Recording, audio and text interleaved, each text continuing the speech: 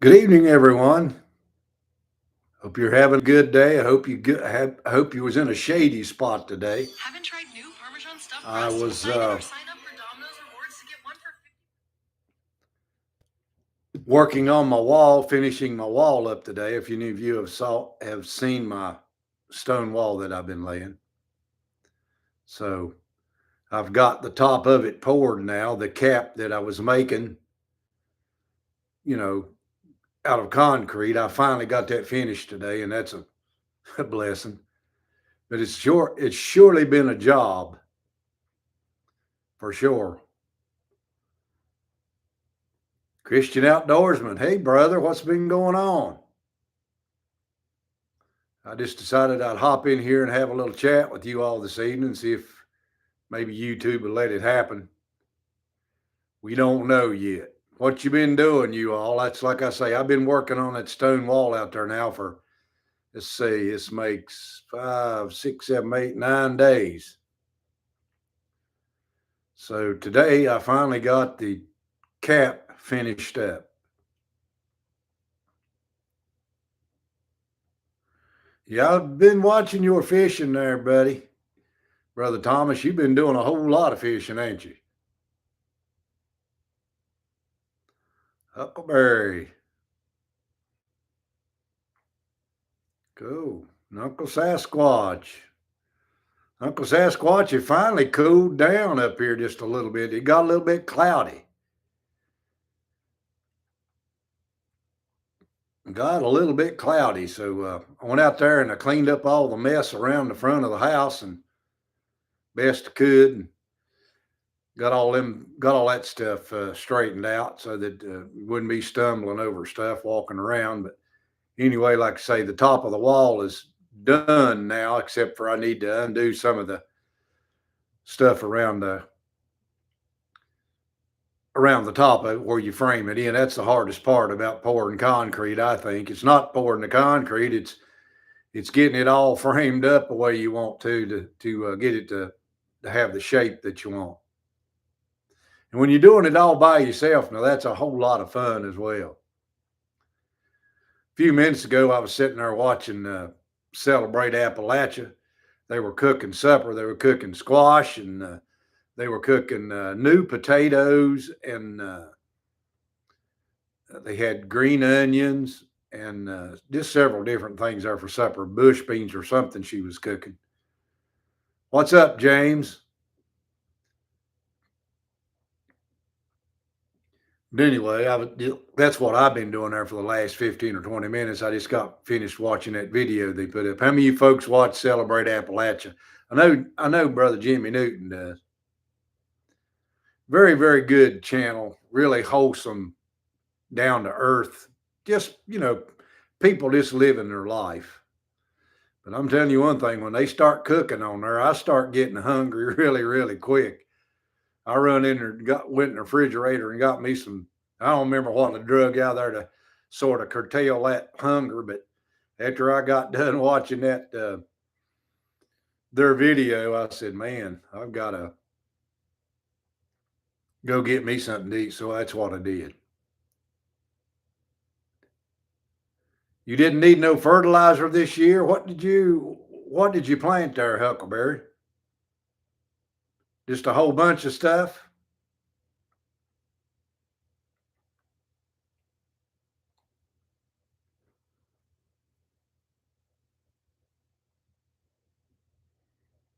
Well, you never know when it'll dry up here. I mean, it can get as bone dry as it ever was in just several. Just don't take but a couple of weeks if it don't rain. But we are supposed to get some rain here in the next couple of days. I think is what I saw on the news feed there. Oh, you're talking about your grass? Okie dokie. No, I had a actual place out there I could have baled there the other day when I mowed it. That's how deep that grass got in the bottom.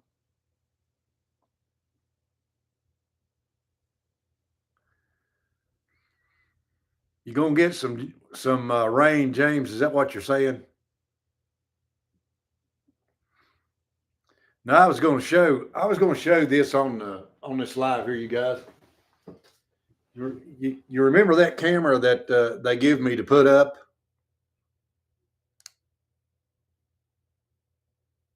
Can you all see that, or have I got that completely backwards? I got that completely backwards, like this. Here we go.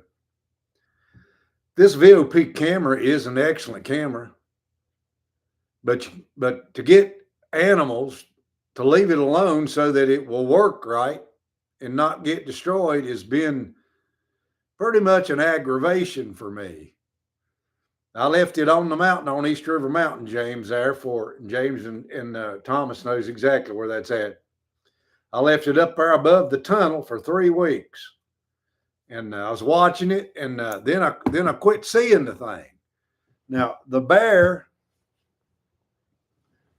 come along there a few weeks ago, and I think I know I sent some pictures of this out to Jimmy, but see this box that I made for this camera? I drove finishing nails all over this box and cut the heads off of them. And I thought, there won't be nothing else mess with my camera. The hole is just about as wide as my hand is. I'm going to stick that camera in there so you all can see this. Because I just come up with this idea after the bear got a hold of the camera.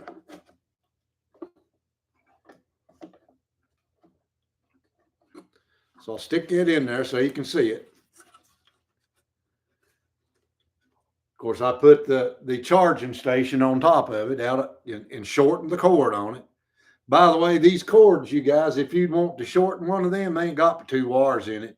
It's got a black and a red wire, and all you do is solder them back together. Then I sort of done this number right here. Look how bristly that is. And you wouldn't think that anything could get up there and mess with that. But I went up on the mountain to get the thing the other day and checked the card in it and all that good stuff. Daggone, it was twisted sideways and had mud on it. And I thought, no, not again. So I didn't know what done it. So I took the camera down, of course, and brought it home and cleaned the mud off the lens and all that good stuff. And got down here at the house, got the card out of it and stuck it in the computer. Looked around there, I don't know how many. I had probably 20 deer on it. Had 1 bear on it who just walked right on by the camera, never done anything. And I saw just a fuzzy face in front of the camera on one of the videos. And it was a raccoon up there doing the same thing the bear did. He was trying his best to get that camera out of that box. Now, I don't know if he stuck himself on one of them nails or not, but something, I guess, stopped him from doing it, and he just quit. So he didn't tear the camera up. The thing still works.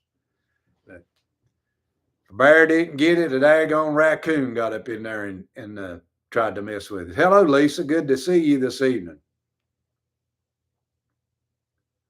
Just having a little general chat here this evening. What's everybody been doing besides sitting in the shade? Yeah, Brother Thomas, them cameras, they put them on sale right after I reviewed that camera. If you go on my channel and look, they put that camera on sale. The catch to these cameras, and I'm just going to tell you people this because you all watch me all the time. The catch to these cameras is not what the camera cost you. It's the cost over the years of keeping it working over the internet, not over the internet, but like a cell phone. The cell phone, it's just like a cell phone. They can turn it off and turn it on, while you're using it, by the way, because that's what they did to me. So I dropped the service on it. The camera is really good, but I still dropped the service because I'd already paid for a month. And before the month was over, they were turning the camera off and on, trying to get me to pay more money for the service. In other words, trying to get me to go for a year's worth of it, which it wasn't that much, but it just made me irritated that they'd fool with my camera while I was trying to use it, by the way, saying the service needed to be repaid when I know good and well it was already paid for a month. But anyway, I got a month's worth out of it, and then, of course, they turned it off, and it'll still work, but I just have to have the SD card in it to see it. But so I just wanted to say that about this camera because they wanted to send me another one, but I didn't. I just told them I didn't want any more of them because that's just the way these cameras are that you can get on your cell phone and see. The service is not free. The camera is practically free, but the service is not. One of the first cameras I ever bought, a bear got it and destroyed it. It was a 35 millimeter. It come from Cabela's. It was a Moultrie. If you all remember the Moultrie cameras, they probably still make them. But Moultrie, I paid like, Lord, $350 for this camera, 9 millimeter, not 9 millimeter, Mike, dumb, 35 millimeter camera. It had a 6-volt battery in it. It kept it working year round practically. Anyway, a bear destroyed that thing. So that's just the way the cookie crumbles on that kind of stuff. But anyway, that's what I've been doing. And just trying to stay cool today. Ain't no question about it. Got up like 92 degrees or 95 or something. I quit looking after a while and shut the curtains on the house and kept the sun from shining indoors. But it's really, really clouded up out there right now. The other night, I'm gonna tell this little story right here. I was watching Celebrate Appalachia there a few weeks ago, and Matt was talking about cooking in a pressure cooker. And he's showing how it worked and telling about how it could be dangerous and all that kind of stuff. And it reminded me of a funny story about a pressure cooker right here in this house. It's probably been 20 years ago now. I still working really, really second shift. So bought a brand new one of them little pressure cookers, almost like the one he was showing there. And told my wife, Libby, I said, you can't put expandable food in it. She, what's expandable food? I said, well, if you put tomatoes and things like that in there, when they cook up, they will take up all the space in your pot. And they say don't do that in this pressure cooker. So Matt was showing that, and I was just giggling. So I come in from work one morning there, about, I don't know, got off at 2:00 and whatever time I got home, and I really don't sleep good anyway. So here I am, I'm laying in the bed in there trying to go to sleep, and it's probably about 10:00 in the morning by now. And she'd been cleaning the house. I could hear her there. She'd been cleaning the house because Libby's an immaculate housekeeper. My wife is a super immaculate housekeeper. Anyway, she'd been cleaning the house. So everything calmed down. The vacuum cleaner went off and all that kind of stuff. And I was laying there just, I had to get up and go to work at 2:00. So I'm laying there, and all of a sudden, I hear this thumping sound in the kitchen. And I'm going, what? I thought somebody's trying to break in the house. I thought somebody's done broke in the house.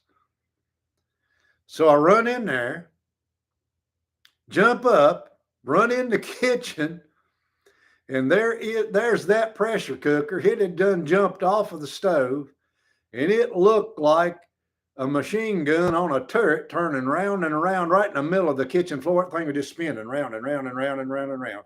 And it was shooting tomato juice. I was ducking and dodging tomato juice, scalding hot juice. It was shooting it everywhere.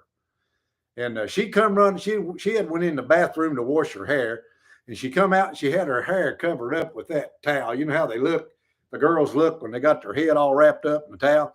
She come running out and she looked. And she said, "Oh my God, I just cleaned the cat house." It was shooting ketchup all over the kitchen ceiling, all over the refrigerator, all over my brand new cabinets that I'd built. I mean, it was shooting ketchup everywhere. So she was cooking me some deer stew, bless her heart. And she said she thought that it didn't really make any difference if you put tomatoes in that pot or not. So she stuffed several good chopped up tomatoes and tomato paste in that pot. Well, when the pressure built up, that pot took off like a jet and started shooting tomato juice all over it. Lord, it took us weeks to get all the tomato juice cleaned up out of that kitchen. Had to repaint the ceiling, and it was just nowhere near funny. Folks, don't put tomato paste and tomatoes in your pressure cooker. She said, "Well, I learned a lesson. I didn't tell the girl I told you so." How many knows men that you don't tell your wife I told you so? You just don't do that kind of stuff. That they get a little bit hot under the collar sometimes if you tell them I told you so. Pumpkin will do it too. Anything that expands, guys, when it cooks will blow up in a pressure cooker. And I've got two big pressure cookers. Well, she's got the Instapot, but folks, you still can't put it in an Instapot. An Instapot will do the very same thing because the pressure, the steam pressure in that pot, I think the temperature goes up to 250 degrees or something like that in that pot. You know, water boils at 212, and I think in our area, but if you put it in that pressure cooker, that water temperature goes up to like about 250, 260 degrees. And it's got that, it blew the little jiggler Matt was showing them on that live or that video. He was kept on talking about the jiggler. I said, yeah, I remember how a jiggler blew off of the pressure cooker. It just about blowed a hole in the ceiling when it popped off of that thing. So I can remember my mommy cooking in a pressure cooker back in the old days on a heating stove, and I've done the same thing. Mommy's old pressure cookers, they weren't the twist on tops. They had the little things that you flopped up on the edge. I know you older people know what I'm talking about. They were just little keepers, and they had notches in the top of that pot, and you flipped them up, and then Mommy's had this butterfly screws on the top of it. You just turn them down, big old butterfly screws. But I can remember her canning over on the Athens Road there where we used to live. When I was a kid, I can remember sitting there and watching her can all kind of stuff. Of course, she'd cook in it and everything else. But anyway, I thought I'd tell that funny story about pressure cookers since celebrating Appalachia, and Matt there showed us how to cook in one the other night. Yeah, Thomas. I've got a pot down there in my workshop. I need to get it out and show it there one day. I've got one of the oldest ones after that. And you know what? This one was made like in the 1930s, I think, or 40s. It's either 39 or 40. And it's still got all the cooking. I didn't know they come with little pots and pans that went inside the pot, that you could cook a whole meal inside there. And steam a meal inside a pressure cooker and all that kind of stuff, and then just set it out and serve it. I didn't know that. I didn't even know one of them existed, but I was at the flea market one time going down there to Penn Springs, and a fella had one, old gentleman had one over there for $20 and is still in good condition. But what I was going to say is, did you know that you can still buy the gaskets for almost every pressure cooker that was ever made? Because I think it's Mirror, whichever one of the pots, the ones you can buy now, the most popular ones, the old ones, they still make all the gasket sizes for every one of those old pots. Because I was going to order one. I was trying to sell that old pot, never did get it sold. Somebody asked me, did it have the gasket. It does have the gasket, but I was going to order a new one for it. And sure enough, you can buy a new gasket for that old pot, that old pressure cooker pot.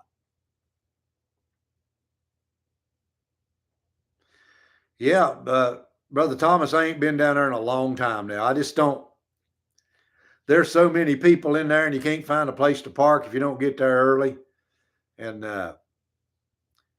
going to Penn Springs is an all-day event for me because I don't live as close to Penn Springs as you do. You probably run down there in 35 or 40 minutes.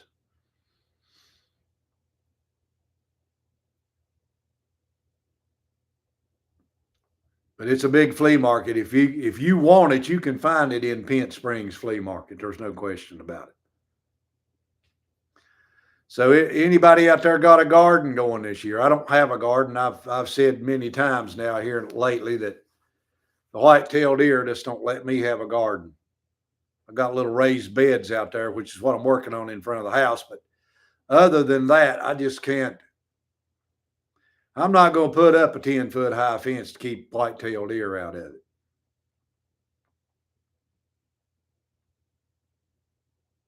What about you, Lisa? You got one? What you got growing?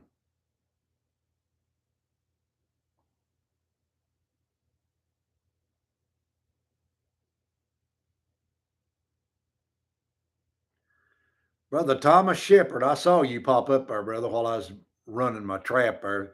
Appreciate you coming in here and hanging out with me for a few minutes. Huckleberry and all of you folks, Uncle Sasquatch.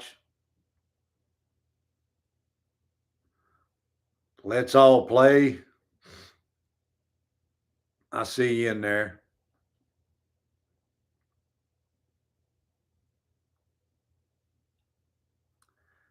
Tomatoes and okra. Boy, I love okra.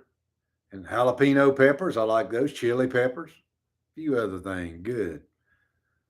Has anybody out there ever raised potatoes in these pots like I see these people doing? I saw the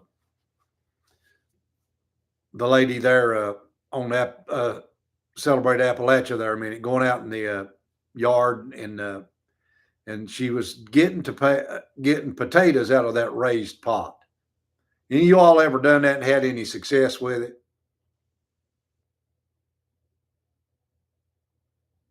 I've never done it before.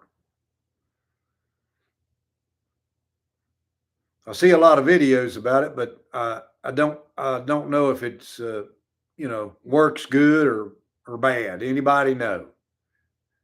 And what color would the pot be, and how deep should it be?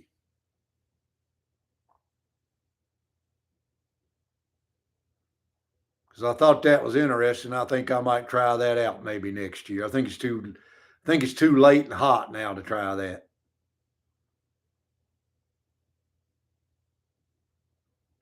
Miss Tipper was getting her some potatoes out, new potatoes. Man, I love new potatoes. Them thin skins on them. She took them out. She sliced them up. Well, she didn't slice the potatoes. She just cleaned them up, and then she put them in the frying pan and she fried them a little bit, I think. No, she boiled them first. Duh, Mike. She boiled them first.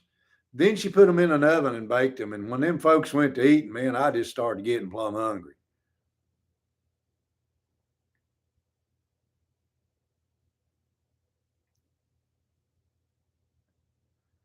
Did you now, Brother Thomas? Great day. How many pound did you plant?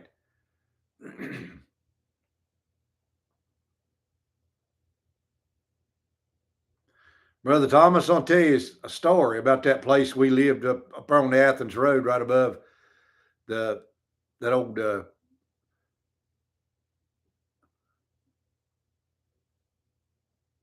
upholstery shop. I told you we lived up there for several years when I was a kid. Dad and my grandpa Bullens planted potatoes up there one year between the two of them.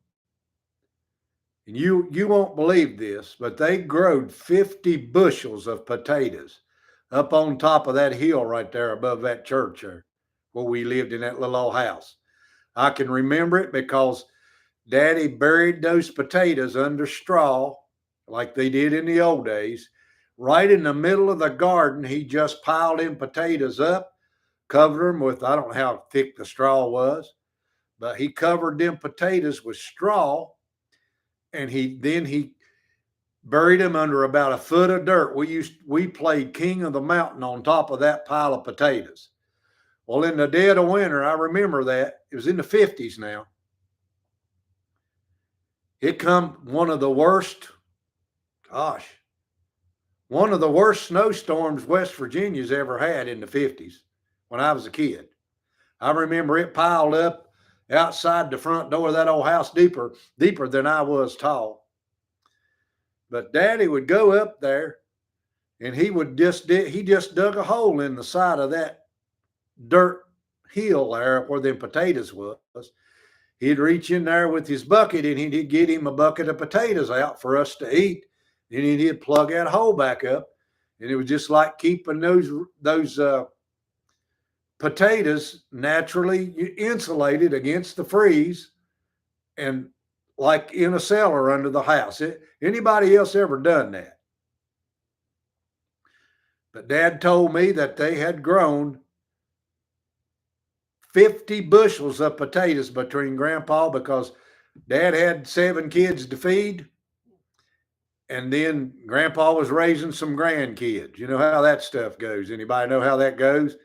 They had to raise some grandkids. So they had their family plus a bunch of grandkids, a couple of grandkids there to feed as well. Boy, did we eat like kings, I'm telling you. I remember it was a lot of work. They plowed that garden with a horse. Come right in there with an old horse and plowed that garden. They did it every time because Daddy didn't have a horse, but Grandpa knew a man who had one. And they'd take that old horse and that old plow and plow that garden and disc it and everything else. Then they would grow potatoes and beans and squash and cucumbers and you name it.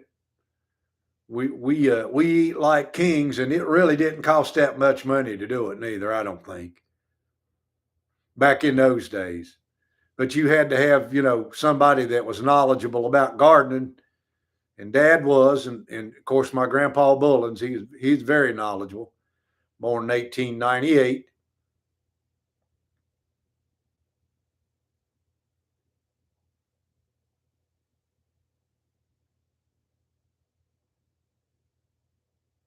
Hey, Kim.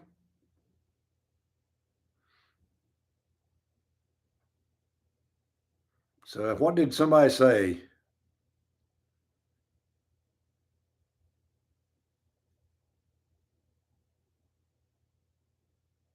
You tried to grow pumpkins last year, but the critters got them. Yeah, the critters will get them, folks. I'm telling you.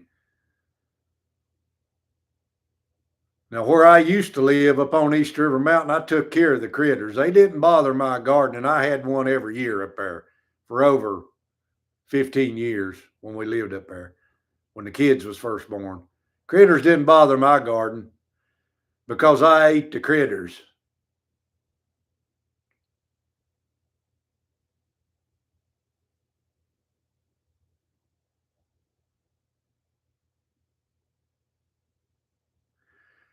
Charlie, won't you ask Brother Sasquatch that? Because I don't know. I never had a 308. If Jimmy's still in there, Jimmy, tell this man all about this 308 bolt action rifle here. I don't know about it. Or somebody else that's got it. I know Jimmy Newton might know about it.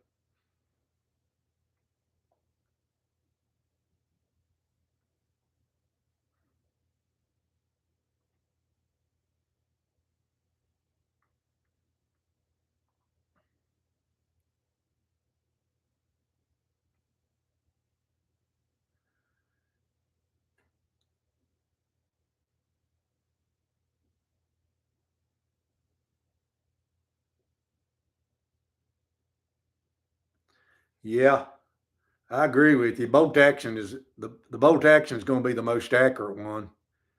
and most reliable. It probably ain't gonna jam on you when a bear's getting ready to chew your hind end off.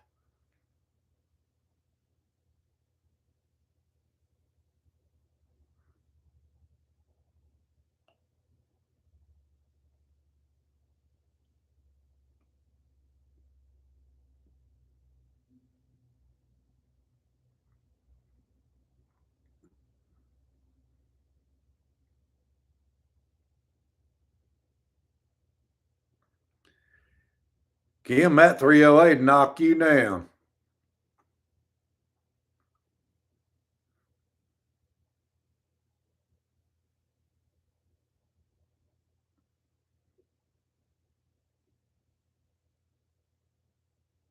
Only thing I got now is a muzzle loader and my 30-30s as far as, well, I do have a 223 target rifle. So I don't use it to hunt much with. You could if you wanted to, but I don't do it. I just use a 30-30. You put that 30-30 where that bullet's supposed to go and you ain't gonna have no problem knocking a deer down or a bear, either one, because I've killed 2 bears with it. But I'm seeing lots of fawns this year. So far, you all, I have tanned one of them's hide. Last 3 weeks, when it come all that rain, the deer come in my bottom every night and eat. I could show you videos of it. They come in the bottom and eat, and I guess while the creek was up about 3 or 4 foot, the old doe must have went on across the creek, and that baby deer tried to follow it, and it got drowned in that creek, and it got hung up down there in some brush. And I thought, I looked at it and I seen it, and it'd been in there about 3 days, and it wasn't rotten or anything. And I thought, bless its little old heart, I'm gonna skin that thing out and tan its hide. And that's exactly what I did. I tanned the little feller out. It wasn't more than 21 inches long, and its umbilical cord was still, I mean, he was a newbie. He's part of his umbilical cord was still hanging on him. That's how old that little old deer was.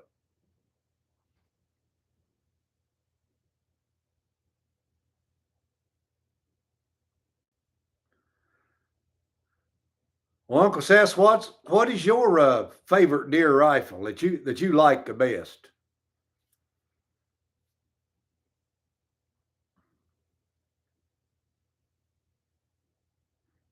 See, we had the 308 when I was in the military, you all. That was one of the smaller sniper rifles we had.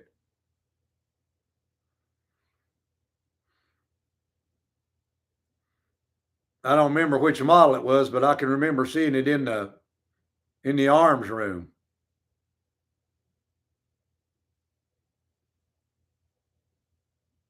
.50 caliber flintlock. I got you, Jimmy. You need to burn some powder in that thing, boss.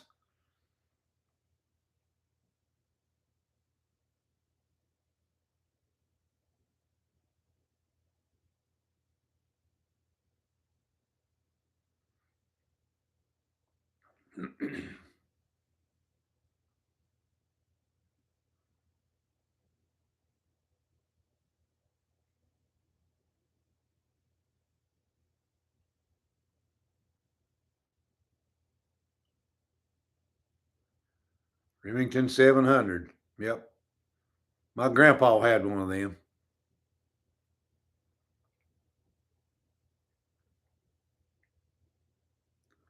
But back in the old days, you all, there wasn't no deer around here to hunt. Not when I was a kid, they wasn't.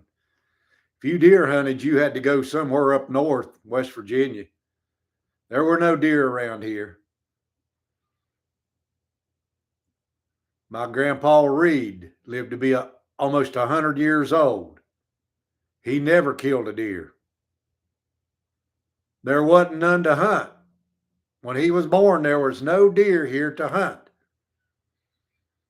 In 1880, it done killed every last one of them. That's how, when people think about, well, we're going to go hide in the woods and live forever.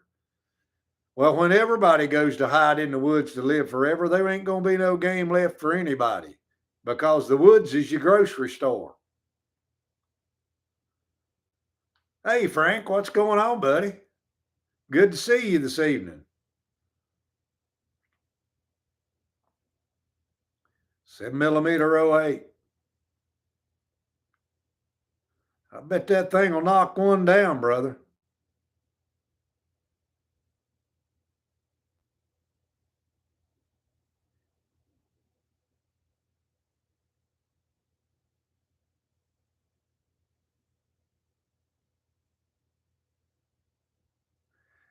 Oh, Kim, you don't know anything about muzzleloaders. Muzzleloaders are very accurate. Sorry to spring that one on you, but I don't want to hurt your feelings, but muzzleloaders are very accurate. People got to know how to shoot.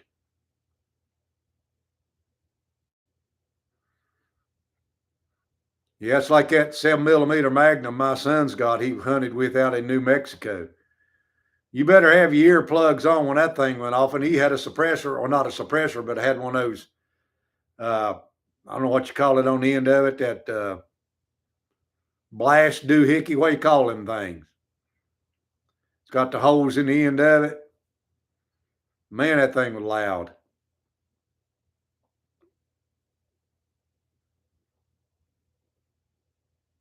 Good old accurate muzzleloaders is why the United States is the United States right now. That's how they won the wars against the British and every other war that they fought up into the late 1700s.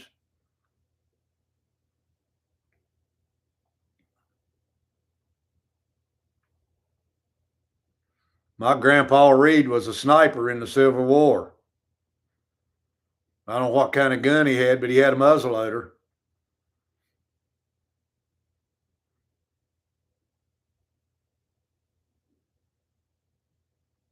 He was in Clark's sharpshooters.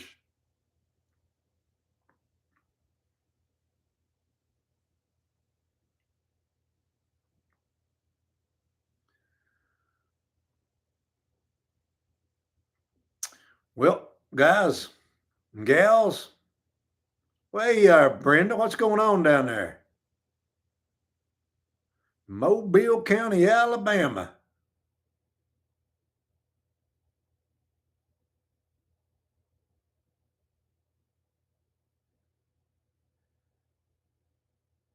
Jimmy, I don't know if they took their own guns to war with them or not. Somebody said they did.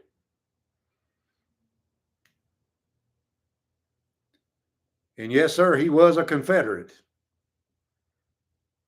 One of us Southern folks. Born right here in Virginia.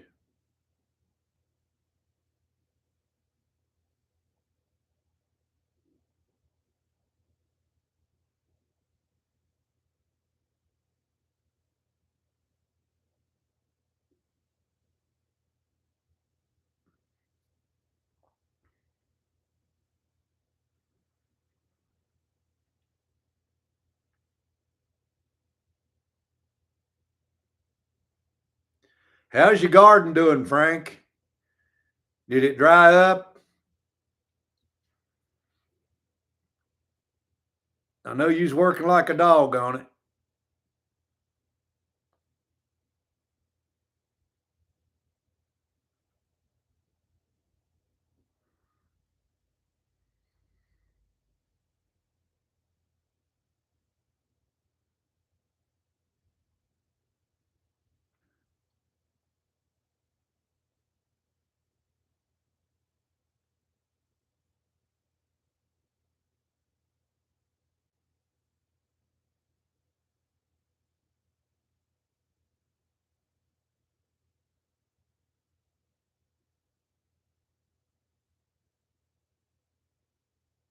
Canning maters. Well, y'all getting her done early.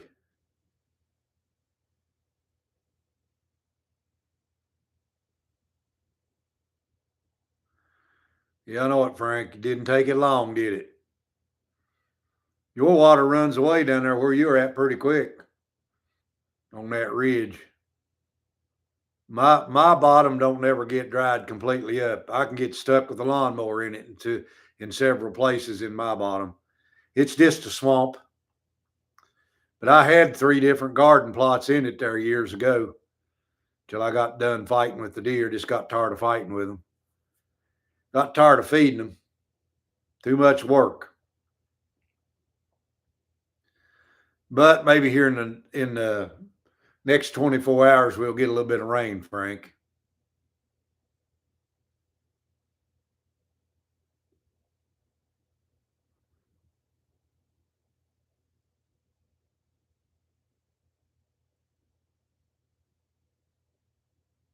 Frank, when are you going to start showing us some videos, buddy? We're waiting. Uncle Sasquatch has been waiting on some of your videos. He wants to see what you're working on. And all these other people too.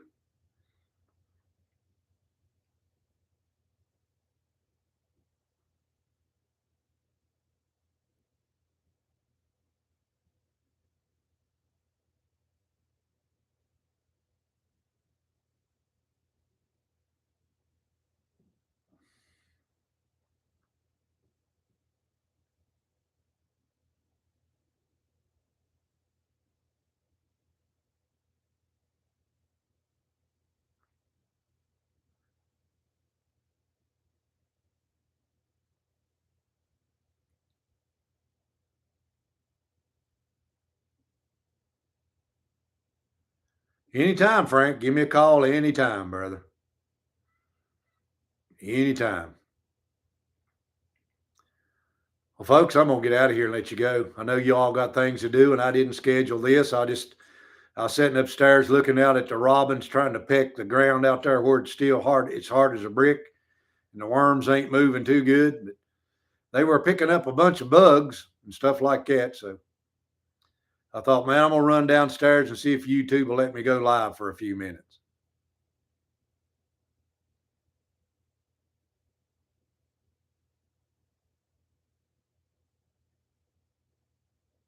All right, then, you all. Appreciate you checking in with me. Everybody have a good evening. I'm going to get out of here. Till next time, so long for now.